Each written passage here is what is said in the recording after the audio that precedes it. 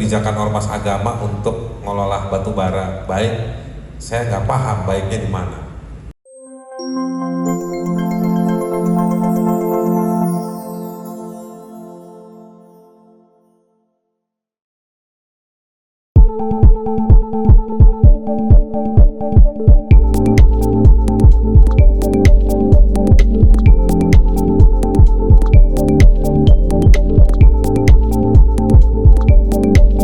Posisi saya sebetulnya menolak, cenderung menolak kenapa ormas keagamaan dikasih izin tambang, terutama tambang batu bara gitu ya. Karena menurut saya organisasi atau ormas keagamaan itu dia bukan tugasnya dia nambang, tugasnya dia tugas profetik ya, moral. Jadi dia meneruskan tugas-tugas menjaga jiwa, menyelamatkan jiwa, menyelamatkan martabat yang merujuk pada teks atau tafsir teks di keagamaannya masing-masing. Dan menurut saya itu tugas yang sangat mulia, dan luar biasa. Bahkan dia salah satu syarat ya. Kalau saya berhukum ada namanya kaidah agama. Salah satu sumber hukum itu kaidah agama. Jadi penting punya organisasi keagamaan yang mumpuni, yang kerja di bidangnya, gitu, di bidangnya. Nah, karena tugas tersebut, bahkan organisasi keagamaan jadi tempat masyarakat mengadu, gitu. Saya ketemu banyak kiai, termasuk kiai NU sebetulnya. Itu yang mereka cerita bahwa jamaahnya atau umatnya itu datang ngadu. Yang cerita orang pemerintah gak ngasih pupuk, gak minjemin izin ini, gak ngasih itu segala macam. Ngadunya kiai. Jadi kiai-kiai ini sebetulnya adalah tempat mengadunya warga di lapis yang bawah. Beriringan dengan cerita itu, kita tahu banyak warga yang jadi korban kekerasan, korban dari praktek korupsi, korban dari kerusakan lingkungan, yaitu orang-orang dari umat-umat keagamaan. Gak usah sebutin saya agamanya apa. Banjir bandang kan gak mengenal agama. Banjir bandang yang dia kenal, di mana kalian babat pohon terlalu banyak, di mana kalian cungkil tanah terlalu luas, maka aku akan hadir untukmu membabi buta. Kan banjir bandang teorinya begitu, ya kan?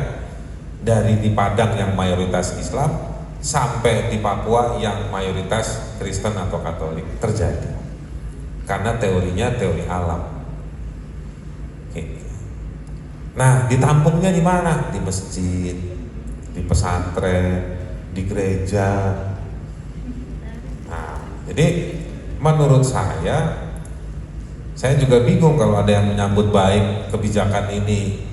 Maksudnya kebijakan ormas agama untuk mengelola batu bara baik, saya nggak paham baiknya di mana. Tolong dijelaskan secara keagamaan, ya kan? Dijelaskan. Jadi itu harus dijelaskan. Jadi bisnis itu memang cari duit, tapi cari duit nggak bisa menghalalkan segala cara.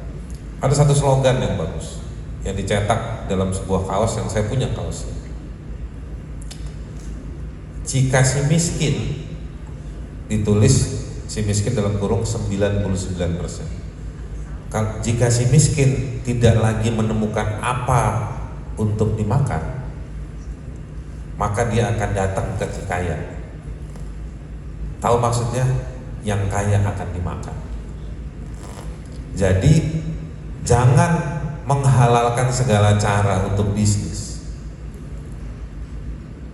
ya kan? Bahwa bisnis itu bisa menjaga aspek lingkungan, aspek itu dan lain-lain, itu masih di tataran ide, belum di tataran praktek.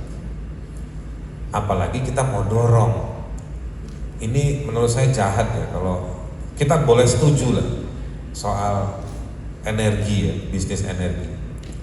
Toh hari ini energi semua nih, AC apa segala macam, ini energi. Tapi kita juga harus, yang isu yang harus didiskusikan kan ini adalah hari ini, emang berapa banyak sih kita butuh ngegali batu bara? Siapa yang bisa menjelaskan ke kita? HIPMI, Kadin, SDM, ini presiden kan mau pidato tanggal berapa nih? 16 Agustus? Siapa yang bisa menjelaskan berapa kebutuhan kita mengkonsumsi batu bara? Belum kita ngomongin soal korupsinya ya. Tapi siapa yang bisa menjelaskan? Nggak ada angkanya. Lucu di negeri, ya kan? Bansos cepat, tapi dengan angka batu bara berapa yang butuh buat rakyat ini nggak jelas. Jadi berapa banyak kita perlu punya lubang tambang batu bara? Kok rasa-rasanya, ngeri-ngerinya kita perbanyak lubang batu bara, tambang batu bara, tapi dijual semua. Kayak kasus nikel, sedikit perbanding. Diobral nikel. Emang kita berapa banyak punya pabrik? Punya pabrik baterai? Ada pabrik baterai tapi buat Tamiya. Kita mau bikin pabrik baterai berapa banyak? Kok lubang tambangnya liar banget, di mana-mana ada semua. Nah, jadi kalau memang kebutuhannya 10, bikinlah 10. Ya, lewat-lewat 12 lah. Kira-kira begitu.